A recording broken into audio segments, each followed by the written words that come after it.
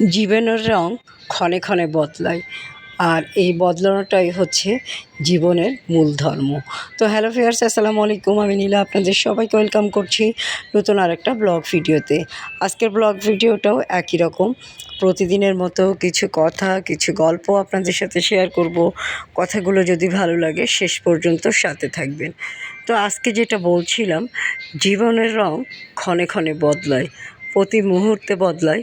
কারোর বা হয়তো মাসে বদলায়, কারোরটা 6 মাসে বদলায়, কারোরটা বছরে বদলায়, বা কারোরটা কয়েক বছর পরেই বদলায়। বদলাবেই, এটাই হচ্ছে জীবনের নিয়ম।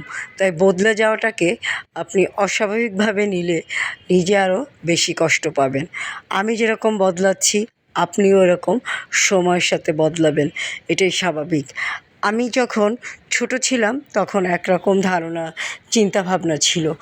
যখন আমি কৈশোরে ছিলাম তখন আমার চিন্তা চেতনা, ধ্যান ধারণা অন্যরকম ছিল।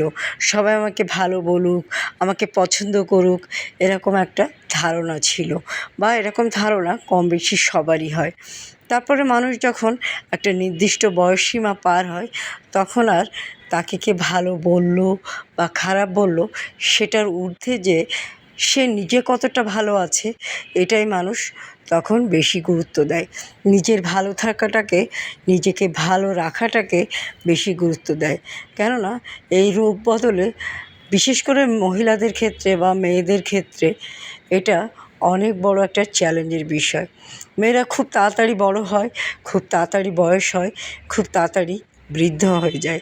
ছেলেরাও হয়, একটা ইয়াং বয়সের ছেলেরা দেখবেন বেশি কর্মক্ষম থাকে, বা একটা 40 ঊর্ধ্ব ছেলেরাও কিন্তু অনায়াসে মানে একদম কর্মক্ষম থাকে বা সব দিক থেকেই অ্যাক্টিভ থাকে।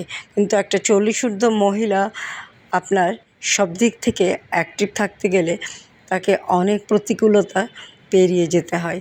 তাই এই রং বদলগুলো অনেক সময় মহিলাদের মেনে নিতে কষ্ট হয়, বা শারীরিক কষ্ট হয়, কখনো মানসিক কষ্ট হয়, কখনো সব কিছু ব্যালেন্স করতে যেয়ে নিজের ব্যালেন্সটাই নষ্ট হয়ে যায়। আর এ সময়ই আমাদের অনেক রকম রং বদল হয়। সত্যি কথা বলতে কি, মানুষের মধ্যবয়সের স্বপ্নটা থাকে একরকম, মধ্যবয়স পার হওয়ার পরে তখন মানুষ যেন অভিজ্ঞতায় পরিপূর্ণ হয়ে যায়। আর তখন মানুষের বাইরের চাকচিক্য এগুলো যেন কোনো কিছুই আর টানে না। ভালো লাগে ভিতরের আলোটাকে প্রস্ফুটিত করতে, ভালো লাগে নিজের মতো করে থাকতে, ভালো লাগে এই জীবনের দুঃখ কষ্টগুলোকে একপাশে রেখে স্বাভাবিকভাবে জীবনযাপন করতে। কিন্তু এই জীবনযাপনটা অনেক সময় মহিলারা করতে পারে না, সুন্দরভাবে করতে পারে না। হয়তো কেউ পারে, হয়তো কেউ পারে না। শরীরে নানাবিধ সমস্যা, রোগ ব্যাধি এগুলো তো থাকেই। তার চারপাশে থাকে পারিবারিক অনেক ধরনের ঝামেলা, ঝঞ্ঝাট। হয়তো সবার পরিবারে থাকে না, কারো কারো পরিবারে থাকে। তাই জীবনের এই রং বদলটা আসলেই মেনে নেওয়া অনেক কঠিন হয়। তারপরেও জীবনকে রঙিন করতে হয়, জীবনকে সাজাতে হয়। আর জীবনকে সাজাতে গেলে, রঙিন করতে গেলে মাঝে মাঝে আপনি সুন্দর কিছু শাড়ি পরবেন। সুন্দর কিছু শাড়ি পরে পরিবারের সাথে হোক, নিজের হোক, বা কারোর সাথে হোক, আপনার খুব কাছের মানুষ কারোর সাথেই হোক, আপনার সন্তানের সাথে হোক, মাঝে মাঝে ঘুরতে চলে যাবেন। ঘুরতে গেলে মন ভালো থাকে, এবং ঘুরে আসলেও বেশ কিছুটা সময় মাথাটা রিফ্রেশ থাকে। যার কারণে মানুষ বলে ঘুরলে শান্তি লাগে বা ঘুরলে মন ভালো থাকে। অবশ্যই ঘুরতে হয়। যারা শুধুমাত্র নিয়মবাঁধা জীবনযাপন করে থাকে তারাই বুঝতে পারে যে একটু ঘোরার মূল্য কতটুকু। তো যাই হোক, অনেক কথাই বললাম। বলতে বলতে সুন্দর কিছু শাড়িও কিন্তু আপনাদের দেখাচ্ছি। আজকে অন্য কোনো ভিডিও দেখাচ্ছি না, আজকে জাস্ট শুধু শাড়ির ভিডিওগুলো দেখাচ্ছি। সাদা কালোতেও জীবন সুন্দর হয়। সাদা কালো মানেই যে জীবন রঙিন থাকবে না বা রঙিনের ছাপ মুছে যাবে, এটা না।